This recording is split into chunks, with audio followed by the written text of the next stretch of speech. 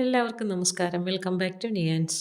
വളരെ പെട്ടെന്ന് തയ്യാറാക്കാൻ പറ്റുന്ന ഒരു ഉച്ചയൂണും അതിൻ്റെ റെസിപ്പികളുമാണ് ഇന്നത്തെ വീഡിയോയിലുള്ളത്.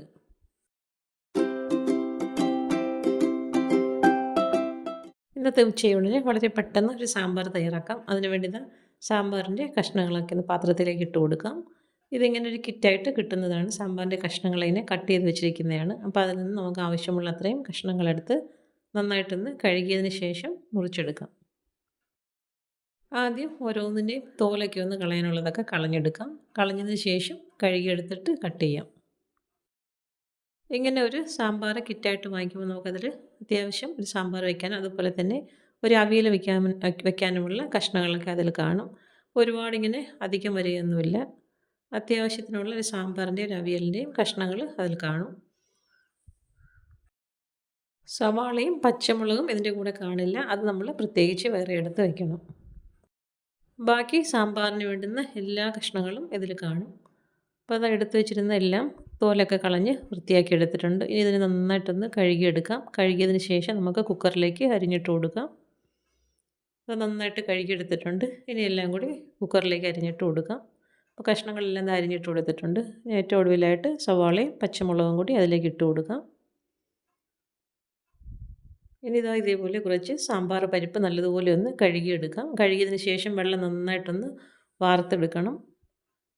ഇനി ഇതിലേക്ക് ഒരു 1/4 ടീസ്പൂൺ അളവിൽ ജീരകവും ഒരു നുള്ളു ഉലുവയും കൂടി ചേർത്ത് കൊടുക്കാം. ഇനി ഇതെല്ലാം കൂടി മിക്സിയുടെ ജാറിലേക്ക് ഇട്ട് കൊടുത്തൊന്ന് പൊടിച്ചെടുക്കണം.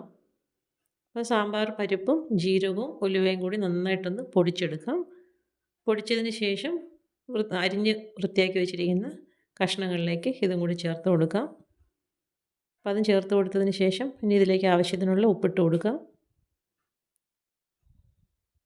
ഉപ്പ് ഇട്ട് കൊടുത്തതിന് ശേഷം അതൊരു ലേശം പുളി എടുത്തിട്ടുണ്ട്.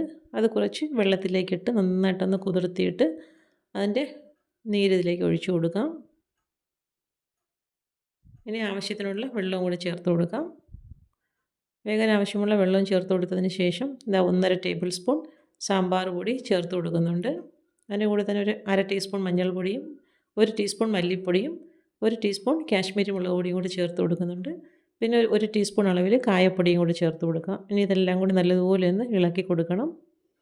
മസാല നന്നായിട്ട് ഇതിനകത്തൊന്ന് മിക്സായി കിട്ടണം. ആ രീതിയിൽ നല്ലതുപോലെ ഇളക്കി കൊടുത്തതിന് ശേഷം കുക്കർ മൂടി വെച്ച് അടുപ്പിലേക്ക് വെച്ച് കൊടുത്ത് വേവിച്ചെടുക്കാം. ഒരു വിസിലൊക്കെ കേൾക്കുമ്പോൾ തന്നെ കഷ്ണങ്ങളൊക്കെ നന്നായിട്ട് വെന്ത് കിട്ടും. ആ ഒരു സമയമാകുമ്പോഴേക്കും ഓഫ് ചെയ്ത് കൊടുക്കാം. അപ്പോൾ പ്രഷറൊക്കെ പോയി കഷ്ണങ്ങളൊക്കെ നന്നായിട്ട് വെന്ത് വന്നിട്ടുണ്ട്. കണ്ടില്ലേ, സാമ്പാർ നന്നായിട്ട് സെറ്റായി വന്നിട്ടുണ്ട്. ഇനി ഇതിലേക്കൊന്ന് താളിച്ചൊഴിച്ച് കൊടുത്താൽ മതിയാകും. പാനിലേക്ക് വെളിച്ചെണ്ണ ഒഴിച്ച് കൊടുക്കുന്നുണ്ട്. വെളിച്ചെണ്ണ നന്നായിട്ടൊന്ന് ചൂടായി വരുന്ന സമയത്ത് കടുക് ഇട്ട് കൊടുക്കാം. അതിൻ്റെ കൂടെ തന്നെ കുറച്ച് വറ്റൽമുളകും കറിവേപ്പിലയും കൂടി ഇട്ട് കൊടുക്കാം.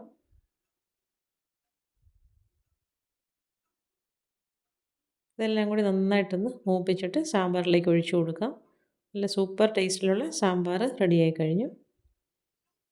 അത് താളിച്ചത് ഒഴിച്ചു കൊടുത്തതിന് ശേഷം നന്നായിട്ടൊന്ന് ഇളക്കി കൊടുക്കാം. വളരെ സിമ്പിളായിട്ട് തയ്യാറാക്കാൻ പറ്റുന്ന സാമ്പാറാണ്. അപ്പോൾ ഇന്നത്തെ ഉച്ചയൂണിന് ഈ സാമ്പാറാണ് കറി.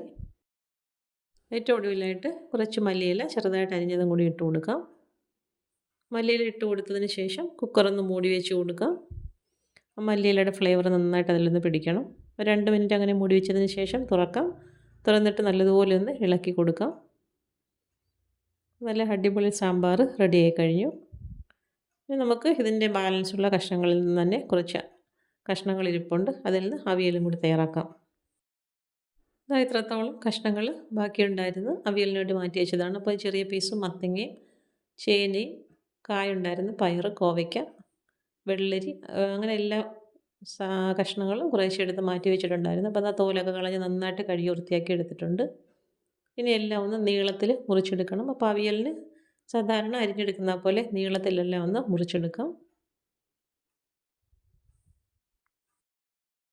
അപ്പോൾ കോവയ്ക്ക് നീളത്തിലങ്ങ് അരിഞ്ഞിട്ട് കൊടുക്കാം. അതുപോലെ വെള്ളരിക്ക ഇതേപോലെ നീളത്തിലങ്ങ് അരിഞ്ഞിടാം. അതുപോലെ ക്യാരറ്റ് എടുത്ത് വെച്ചിട്ടുണ്ട്, അത് അരിഞ്ഞിട്ടതിന് ശേഷം അത് ചേന അരിഞ്ഞിടുന്നുണ്ട്. ഇപ്പോൾ ഒരു ഉരുളക്കിഴങ്ങ് എടുത്ത് അരിഞ്ഞിടാം. പയറുണ്ടായിരുന്നു, അതിനെ കൂടി നീളത്തിലങ്ങ് മുറിച്ചിട്ട് കൊടുക്കാം. ഇനി 2-3 പച്ചമുളകും കൂടി ഇതിലേക്ക് നീളത്തിൽ കട്ട് ചെയ്തിട്ട് കൊടുക്കാം. ഇനി ഇതിലേക്ക് വേകാൻ ആവശ്യമുള്ള വെള്ളവും കൂടി ഒഴിച്ചു കൊടുക്കാം. വെള്ളം ഒഴിച്ചു കൊടുത്തതിന് ശേഷം ആവശ്യത്തിനുള്ള ഉപ്പും കൂടി ചേർത്ത് കൊടുക്കാം. ഇനി ഇതിലേക്ക് പുളിക്ക് ആവശ്യമുള്ള ഒരു 3-4 കഷ്ണം മാങ്ങയും കൂടി ചേർത്ത് കൊടുക്കാം. മാങ്ങ ഇട്ട് കൊടുത്തതിന് ശേഷം ഒരു 1/2 ടീസ്പൂൺ അളവിൽ മുളക് പൊടി ചേർത്ത് കൊടുക്കാം. ഒരു 1/4 ടീസ്പൂൺ അളവിൽ മഞ്ഞൾപ്പൊടിയും കൂടി ചേർത്ത് കൊടുക്കാം. ഇനി ഇതെല്ലാം കൂടി നന്നായിട്ടൊന്ന് മിക്സ് ചെയ്ത് കൊടുക്കണം. അപ്പോൾ മുളക് പൊടിയും മഞ്ഞൾപ്പൊടിയൊക്കെ നന്നായിട്ട് കഷ്ണങ്ങളിലെല്ലാം ഒന്ന് പിടിച്ച് കിട്ടണം. ആ ഒരു രീതിയിൽ നന്നായിട്ട് മിക്സ് ചെയ്ത് കൊടുത്തതിന് ശേഷം ചട്ടി മൂടി വെച്ച് അടുപ്പിലേക്ക് വെച്ച് കൊടുത്ത് കഷ്ണങ്ങളൊന്ന് വേവിക്കാൻ വയ്ക്കാം. കഷ്ണങ്ങൾ വേകാൻ വെച്ചതിന് ശേഷം നമുക്ക് ഇതിന് വേണ്ടി അരപ്പ് തയ്യാറാക്കാം. മിക്സിയുടെ ജാറിലേക്ക് ആവശ്യത്തിനുള്ള തേങ്ങ ഇട്ട് കൊടുക്കാം. അതിലേക്ക് ഒരു 1/4 ടീസ്പൂൺ അളവിൽ ജീരകവും ചേർത്ത് കൊടുക്കാം. ഒരു 3-4 വെളുത്തുള്ളിയും കൂടി ചേർത്ത് കൊടുക്കാം. ഇനി ഇതിനെ ഒന്ന് ചതച്ചെടുക്കാം. ഇതാ ഈ ഒരു രീതിയിൽ ചതച്ചെടുത്തിട്ടുണ്ട്. ഇനി വേകാൻ വെച്ചിരുന്ന കഷ്ണങ്ങൾ ഇടയ്ക്ക് തുറന്നിട്ട് ഒന്ന് ഇളക്കി കൊടുക്കണം. തിളച്ച് വന്നിട്ടേ ഉള്ളൂ. അപ്പോൾ ഈ ഒരു സമയത്ത് നന്നായിട്ടൊന്ന് ഇളക്കി കൊടുക്കാം. ഇളക്കി കൊടുത്തതിന് ശേഷം തയ്യാറാക്കി വെച്ചിരിക്കുന്ന അരപ്പ് ഇതിലേക്ക് ഇട്ട് കൊടുക്കാം. അരപ്പ് ഇട്ട് കൊടുത്തതിന് ശേഷം ഒന്ന് മുകൾ വശത്ത് ലെവൽ ചെയ്ത് കൊടുത്തിട്ട് ചട്ടി വീണ്ടും ഒന്ന് മൂടി വെച്ച് കൊടുക്കാം. ഫ്ലെയിം ഒന്ന് സിമ്മിലാക്കി കൊടുക്കണം. ഇനി കഷ്ണങ്ങൾ നന്നായിട്ട് അതിൽ കിടന്ന് വെന്ത് കിട്ടട്ടെ. അപ്പോൾ അരപ്പൊക്കെ നല്ലതുപോലെ ഒന്ന് പിടിച്ച് കിട്ടും. അത് വീണ്ടും ഒന്ന് ഇളക്കി കൊടുക്കാം.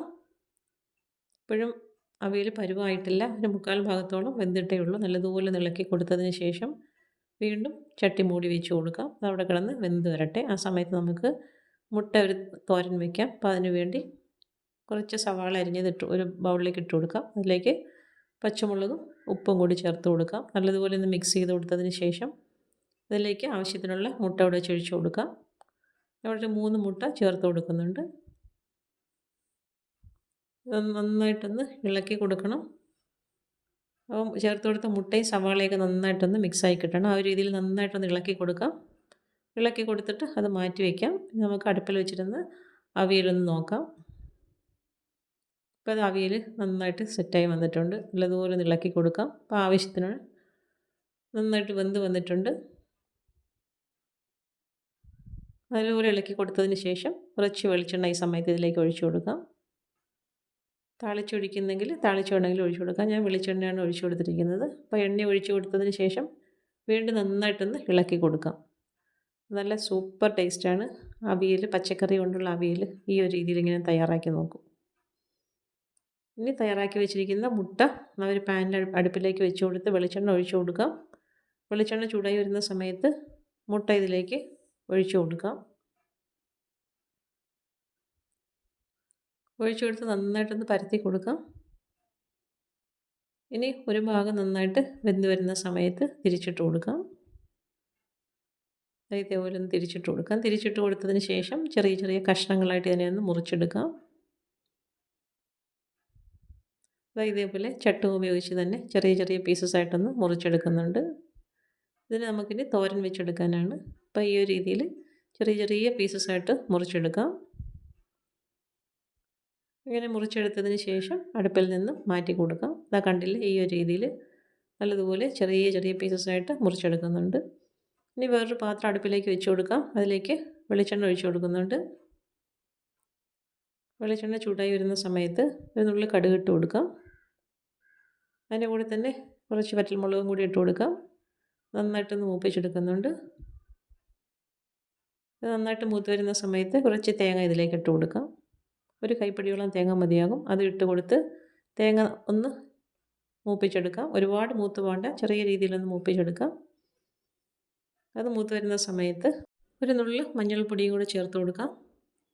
മഞ്ഞൾപ്പൊടി ഇട്ട് കൊടുത്തതിന് ശേഷം ഒരു നുള്ളി മുളക് പൊടിയും കൂടെ ചേർത്ത് കൊടുക്കാം. ഇനി മുളക് പൊടിയും മഞ്ഞൾപ്പൊടിയും കൂടി നന്നായിട്ടൊന്ന് മൂപ്പിച്ചെടുക്കാം. ഇത് എണ്ണയിൽ കിടന്ന് നന്നായിട്ടൊന്ന് മൂത്ത് വരുന്ന സമയത്ത് തയ്യാറാക്കി വെച്ചിരിക്കുന്ന മുട്ട ഇതിലേക്ക് ചേർത്ത് കൊടുക്കാം. അപ്പോൾ മുട്ട ഇട്ട് കൊടുത്തതിന് ശേഷം നല്ലതുപോലെ ഒന്ന് ഇളക്കിയെടുക്കാം. പറ്റുന്ന രീതിയിൽ ഇതേപോലെ ഒന്ന് കുത്തിപ്പൊടിച്ചെടുക്കാം. ചട്ട ഉപയോഗിച്ച് തന്നെ ഇങ്ങനെ ഒന്ന് കുത്തിപ്പൊടിച്ചെടുത്ത് അടുപ്പിൽ നിന്ന് മാറ്റാം. ലാസ്റ്റിൽ കുറച്ച് മല്ലിയിലയും കൂടി ഇട്ട് കൊടുക്കാം. ഈ സമയത്ത് ഫ്ലെയിം ഓഫ് ചെയ്ത് കൊടുക്കാം. മല്ലിയില ഇട്ട് കൊടുത്ത് ഇളക്കി അടുപ്പിൽ നിന്ന് മാറ്റാം. നല്ല അടിപൊളി ടേസ്റ്റാണ്. മുട്ട ഈ ഒരു രീതിയിൽ തോരൻ വെച്ച് നോക്കൂ. ഇനി കുറച്ച് പപ്പടം മെഴുക്ക് പുരട്ടി എടുക്കാം. ചെറിയ ചെറിയ പീസസായിട്ട് മുറിച്ചിട്ട് പപ്പടം എണ്ണയിലിട്ടൊന്ന് വറുത്ത് കോരിയെടുക്കാം. വളരെ ചെറുതായിട്ട് മുറിച്ചിട്ടിട്ട് എണ്ണയിലിട്ട് വറുത്ത് കോരിയെടുക്കാം. ദാ ഈ ഒരു രീതിയിൽ മൂത്ത് വരുന്ന സമയത്ത് എണ്ണയിൽ നിന്ന് കോരി മാറ്റാം. പല പല ബാച്ചായിട്ട് ഇട്ട് വറുത്ത് കോരിയെടുക്കണം. ഒരുമിച്ചിടരുത്. ഒരുമിച്ചിട്ടാൽ എണ്ണയിൽ കിടന്ന് എണ്ണയിൽ നന്നായിട്ട് മുങ്ങിക്കിടക്കുകയില്ല.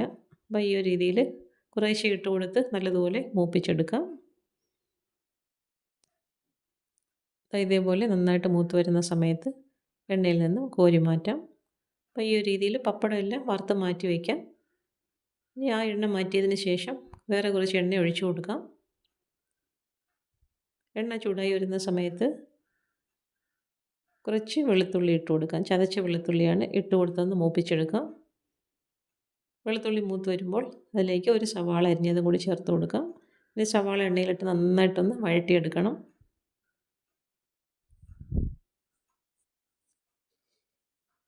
ഈ ഒരു രീതിയിൽ സവാള നന്നായിട്ട് വഴണ്ട് കിട്ടണം.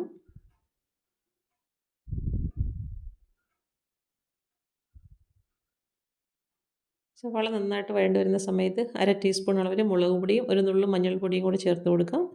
പിന്നീട് ഒരു 1/4 ടീസ്പൂൺ അളവിൽ കായപ്പൊടിയും കൂടി ചേർത്ത് കൊടുക്കാം. ഇത് ഇത്രയും കൂടിയിട്ട് നന്നായിട്ടൊന്ന് മൂപ്പിച്ചെടുക്കണം. ഇതെല്ലാം കൂടി നന്നായിട്ട് മൂത്ത് വരുന്ന സമയത്ത് വറുത്ത് വെച്ചിരിക്കുന്ന പപ്പടം ഇതിലേക്ക് ചേർത്ത് കൊടുക്കാം. പൊടികളുടെയൊക്കെ പച്ചമണമൊക്കെ മാറി നന്നായിട്ട് മൂത്ത് വരണം. സമയത്ത് വറുത്ത് വെച്ചിരിക്കുന്ന പപ്പടം ഇട്ട് കൊടുക്കാം. ഇട്ട് കൊടുത്തതിന് ശേഷം ഫ്ലെയിം ഓഫ് ചെയ്ത് നന്നായിട്ടൊന്ന് ഇളക്കി കൊടുക്കാം. അപ്പോൾ നമ്മുടെ അടിപൊളി പപ്പടം മെഴുക്കുവരട്ടി റെഡിയായി കഴിഞ്ഞു. ഇതാ കണ്ടില്ലേ, പപ്പടം മെഴുക്കുവരട്ടി റെഡിയായി കഴിഞ്ഞു. നല്ല അടിപൊളി ടേസ്റ്റാണ്. അപ്പോൾ ഈ ഒരു രീതിയിൽ പപ്പടം ഇങ്ങനെ ചെയ്ത് നോക്കൂ. ഇനി നമുക്ക് ചോറ് വിളമ്പാം. ആവശ്യത്തിനുള്ള ചോറ് പാത്രത്തിലേക്ക് ഇട്ട് കൊടുക്കാം. ഒരു സൈഡിലേക്ക് അവിയൽ വെച്ച് കൊടുക്കുന്നുണ്ട്. അതിൻ്റെ കൂടെ തന്നെ മുട്ട തോരൻ വെച്ചത് വെച്ച് കൊടുക്കാം.